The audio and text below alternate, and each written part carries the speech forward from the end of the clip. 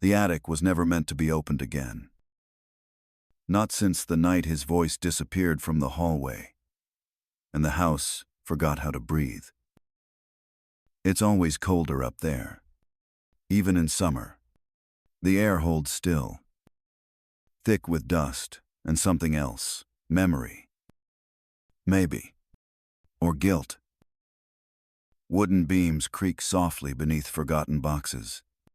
A threadbare blanket lies folded in the corner, still shaped like the small body that once curled beneath it.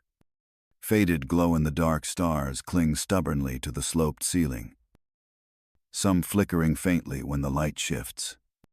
They haven't glowed in years, but they remember. In the far corner, behind a stack of old board games and brittle comic books, is a cardboard box. No label, just time worn into its corners. Inside a cracked plastic flashlight, a Polaroid of a girl on someone's shoulders, and an envelope. Unopened, yellowed at the edges, sealed. Her name written across the front, not printed, but scrawled, like someone wrote it in a hurry, or in fear. A smell rises from the box cedarwood, old paper and smoke. There's a photograph tucked underneath. The corner is burned. No one ever talks about the fire, or what came before it. No one has said his name in this house for 15 years. Until now.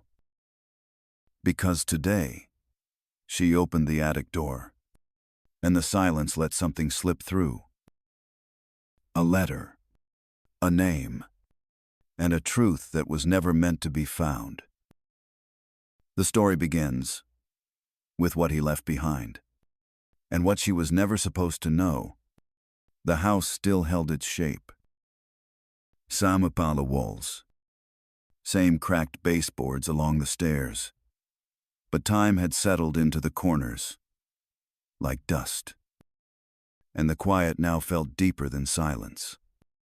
Not just an absence of sound, but the kind that presses into your chest and waits there. Maya Rowan had lived in this house since she was 10. She was 25 now, with a half-finished law degree and an exhaustion that didn't come from school, the kind that sinks in when too many truths have gone untold. She moved through the rooms the way someone might walk through a graveyard, slow, reverent, unwilling to look too closely. The television in the living room murmured softly. Stuck on a news station, no one was watching. A forgotten mug of tea sat beside it, long gone cold. On the far wall, a gallery of family photos had been quietly thinned over the years. Her father's picture was still there, but turned face down behind the frame, as if even the image of him was too much to bear. He had vanished when she was 10. Not died. Not divorced. Not anything that could be explained with paperwork or a funeral. Just gone. Maya had been diagnosed with a spinal tumor the same month. She remembers the hospital rooms, the long nights, the pain, and she remembers waking up one morning to find his coat missing from the hook by the door, his voice no longer echoing from the kitchen, his scent gone from the hallway, like it had been scrubbed clean. "He left because I was too much," she said once. "Because I broke, and he couldn't put me back together." Laura, her grandmother, never contradicted her. She just lowered her eyes and asked if Maya wanted more tea. They had learned to live around the missing pieces. But grief doesn't stay buried. Not forever. It was a record of all things that pulled her off course. She was heading upstairs with a book in one hand and a bag of laundry in the other, when she heard it, the gentle crackle of the record player in the back room, spinning a tune she hadn't heard in 15 years. her father's favorite. Something about the way it drifted through the air made her freeze halfway up the stairs. She stood there a moment, listening, remembering, then turned and followed the sound. But when she reached the room, the record player wasn't on. The turntable sat still, the needle resting in its cradle. The vinyl sleeve was empty, lying open on the floor, like someone had just left. A shiver ran down her spine. The music still echoed in her ears, but it was gone. She looked up, eyes drawn to the hallway that led to the attic stairs. The door at the end stood slightly open. That door had always been closed, locked. Even a forgotten place. Their base camp, her father used to call it. He'd hung glow-in-the-dark stars from the ceiling and lined the walls with comic book posters. They'd played cards up there by flashlight, hidden from the noise of the world. But after he disappeared, Maya never went back. Too many memories, too many ghosts. Today, something was different. She walked toward the attic, each step slow, deliberate, like moving through thick fog. Her hand hovered near the doorknob, then closed around it. It turned without resistance. The air inside was still. Dust hung in the sunbeams like ash. The room hadn't changed. Not really, but it felt different. Time had curled the corners of posters. A flashlight lay discarded near the mattress. Long dead. The scent of old wood, paper, and something faintly sweet still lingered. Vanilla and smoke. She moved toward the back corner, where they used to keep their treasure boxes. Most were empty, but one tucked beneath a stack of faded board games was heavier. Inside, a toy spaceship, a drawing of her as a superhero, a broken watch, all things she had forgotten, all things that hadn't forgotten her.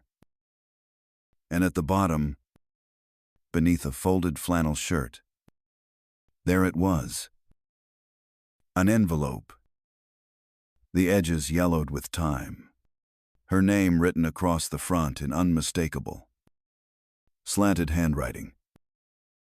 Her father's. She didn't move, just stared. It was sealed. Beneath it, tucked into the corner of the box, was a burned photograph, the edges curled and blackened, but the image still clear enough to see. Her, him, laughing, the attic window in the background.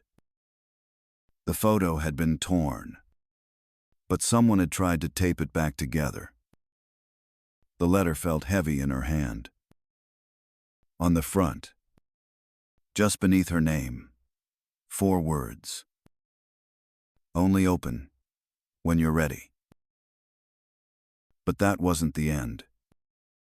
Because sometimes, what you think you're ready for is only the beginning. The letter trembled in her hands. She hadn't expected it to hurt, not like this. Not like a wound reopening. She had expected it to explain something, to justify, to excuse. But instead, it broke something inside her. His handwriting still strong. Still, unmistakably, his spoke through time like a breath pressed against her ear. I'm sorry I wasn't there to see you grow up. But I never left you. I did what I had to save you. He had borrowed money to pay for her surgery, her tumor, her life from people he never should have gone near. There were threats, debts, warnings he couldn't ignore. And then one day, he vanished. Not because he gave up, but because he chose her life over his own. The words cut deeper than abandonment ever had. You were never a burden. Maya, you were the only reason I survived as long as I did. She didn't remember sitting down. But now she was on the attic floor. Knees pulled to her chest. The paper fluttering softly between her fingers like it was breathing with her. Or instead of her, everything she had believed, the cold stories she told herself to make sense of the loss, unraveled with every line. He hadn't walked away. He had walked into something, so she wouldn't have to. And her grandmother, she had known. She had always known. The kitchen was quiet when Maya came down. Too quiet. Laura sat at the table, hands wrapped around a steaming mug, staring at nothing. Maya held the letter in both hands, like a weapon made of paper. You knew, she said softly. Laura didn't flinch. Didn't deny it. I knew. Her voice was small, not surprised, not ashamed, just tired. Maya wanted to scream, or cry, or throw the letter in her face. But she didn't do any of those things. She just asked, "Why didn't you tell me?"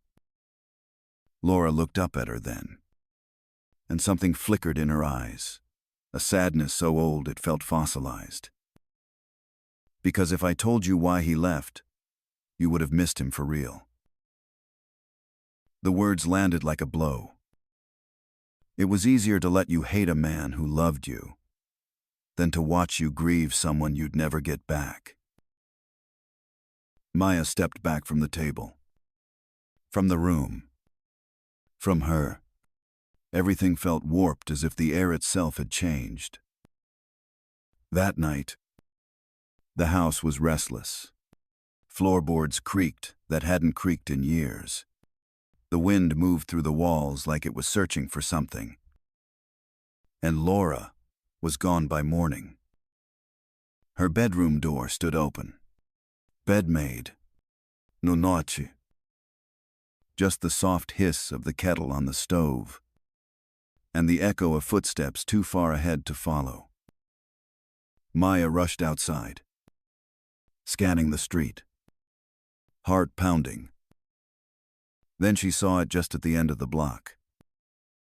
Her grandmother, walking quickly, pulling a wheeled trolley bag behind her. The kind you take to the market. But Laura wasn't heading toward the grocery store. She was walking toward the train station. Maya followed at a distance.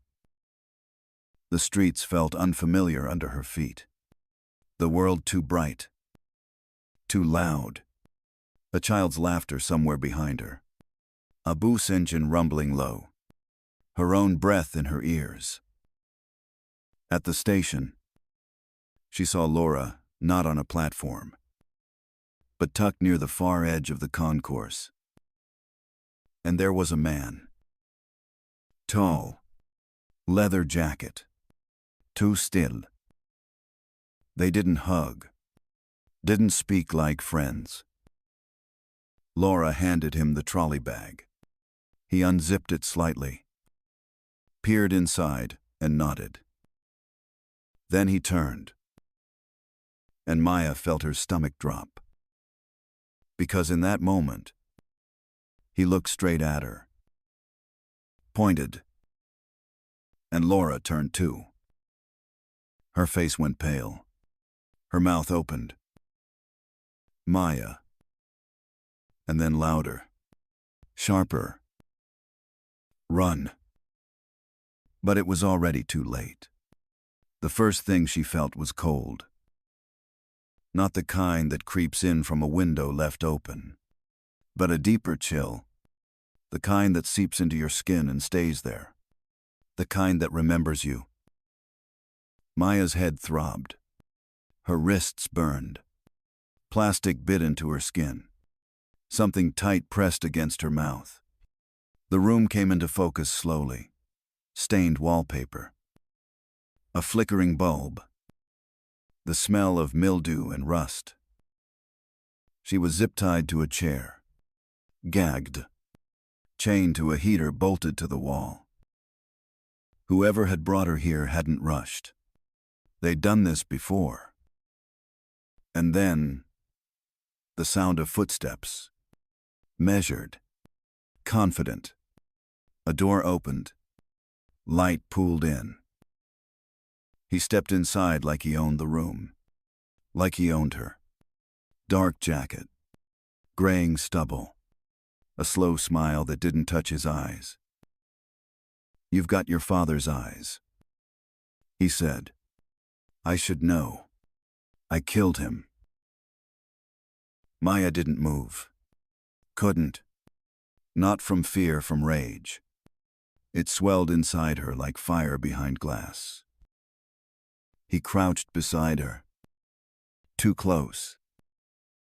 "He borrowed from us. Big mistake.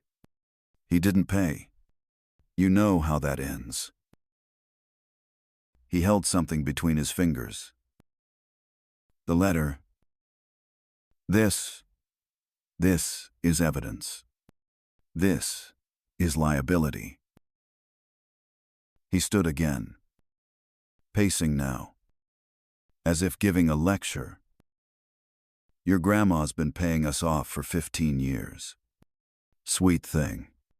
Loyal. But it's never been enough." He turned back to her.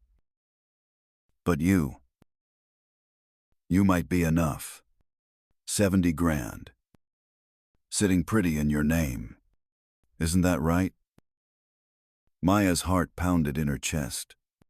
This was never just about her father. This was about silence. Control. Debt that outlived the debtor. That night, time stopped counting. No clocks ticked. No sounds came through the walls. Then, a knock. Soft. Almost shy. The door creaked open. A girl slipped inside. Barely older than Maya. Small frame. Dark eyes that didn't meet hers. She moved like someone used to disappearing. In her hand, a paper cup of water. She stepped closer. Eyes scanning the door nervously. Then held the cup to Maya's lips. "They said you needed water," she murmured.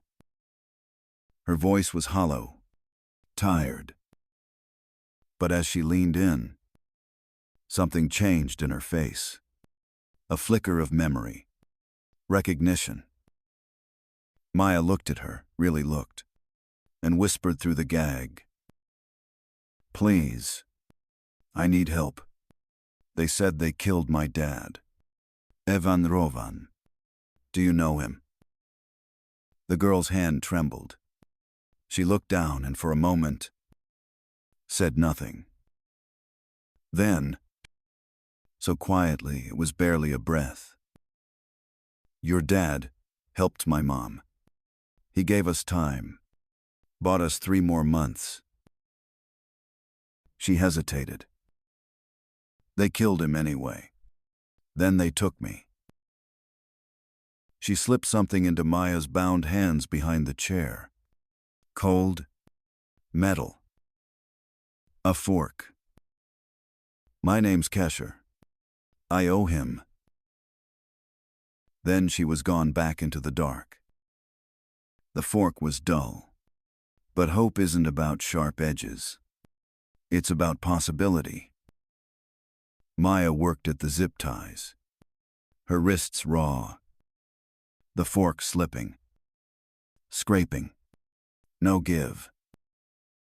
Her eyes flicked to the heater. Still warm.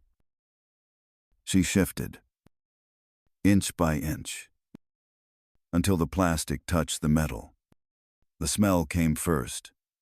Burning plastic. Then skin. She didn't scream. She wouldn't. Her vision blurred. But the tie began to melt. She pulled hard. Once. Twice. It snapped. Then her ankles. Then the window. She climbed. Bleeding. Stumbling. Barefoot into the night air.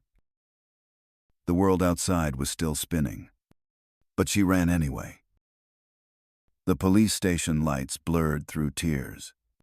Her hands raised. Her voice hoarse. "Please. My name is Maya Rowan. They have my grandmother. They're going to kill her." And from somewhere behind that silence, the truth finally began to move. The house looked different in daylight. Ordinary. Faded. A peeling fence. A cracked walkway. Nothing to suggest what had lived inside it. But the police saw through the quiet. They moved quickly, silent. Practiced entering from every door. No sirens. No shouting. Just the cold, methodical unmaking of something that had hidden in plain sight for years. Maya waited in the car, heart thudding as the minutes dragged. And then, they brought her out. Laura. Pale. Trembling. Alive. Maya stepped from the car, reaching her arms before she knew she'd moved. Her grandmother collapsed into her, breath hitching, knees buckling. "You came," Laura whispered. Maya only held her tighter. Across the yard, Vince was dragged in handcuffs toward a cruiser. He looked different now, smaller somehow, deflated. But his eyes never stopped watching. Detectives surrounded him. One read off the charges, not just extortion, not just kidnapping. Murder. Evan Rowan. Maya's father's name echoed in the morning air like a stone hitting water. And then from behind a line of officers, she saw her. Kesher. The girl who had helped her escape, who had risked everything for a debt that had never truly been hers. She stepped forward, her voice quiet, but certain. "Your dad is here," she said. Maya turned slowly. "Where?" Kesher pointed to the far edge of the yard, a wide oak tree rising above the garden. Its branches twisted like old hands. "There, beneath the roots. I put flowers there sometimes, when no one was watching." Maya's breath caught. She nodded once. "Asile promise." And the earth began to speak. The forensics team worked carefully, quietly. They unearthed bone fragments, fabric, a watch cracked and rusted, but still ticking in one corner. DNA confirmed it days later. Evan Rowan. 15 years in silence. 15 years buried just feet away from where his mother had paid his debt in whispers. He never left them. He never stopped protecting them. He just didn't live long enough to explain why. The grave was small, simple. Fresh-cut grass brushed the new headstone. A quiet breeze moved through the cemetery trees. Maya stood beside Laura, one hand resting on her grandmother's shoulder, the other holding a single flower. They had chosen to bury him under a clear sky, not far from where he once stood, holding Maya's tiny hand at a playground. Long before the illness, before the silence. "I understand now," Maya whispered to the stone. "You didn't leave. You gave everything. And I never got the chance to thank you." Laura stood beside her, clutching a small photograph. Evan as a boy. She held it against her chest like a second heartbeat. "You were right," she said at last. "You were right to leave the money for her, and I was wrong to keep the rest from her." Maya turned to her gently. "You were trying to protect me." Laura shook her head, tears brimming. "I told myself I was protecting you, but I was really protecting his memory and my shame." Maya didn't speak. She simply reached for her, folding Laura into her arms, letting the wind carry away what was left of the lie. Later, back at home, the truth came quietly. Laura opened a file from a locked drawer. Inside statements, wire transfers, old letters, the untouched balance of a bank account Evan had created under Maya's name. "Your law school, the tuition. I told you it was from my savings," Laura said. "But it was your father. Every semester, every book, every chance you had, it was him." Maya ran her fingers over the account name. It felt like touching a ghost. He'd been there all along in her textbooks, her late nights studying, the way she stood up in class to argue justice for people who didn't have a voice. His gift wasn't just the money. It was the belief in her future. She was living the life he died to give her.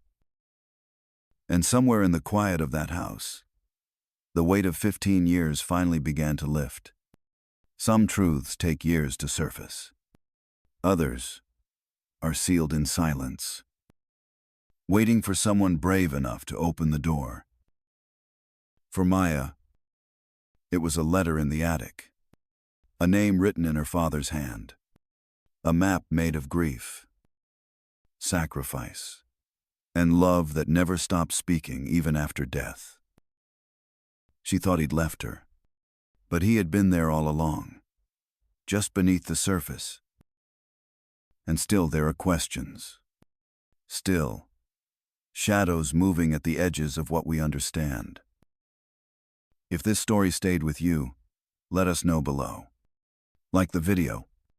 Subscribe for the next piece of the truth, when it surfaces. And tell us what you felt while listening. Because sometimes, the only way to break the silence is to whisper what was buried. Together, in the dark.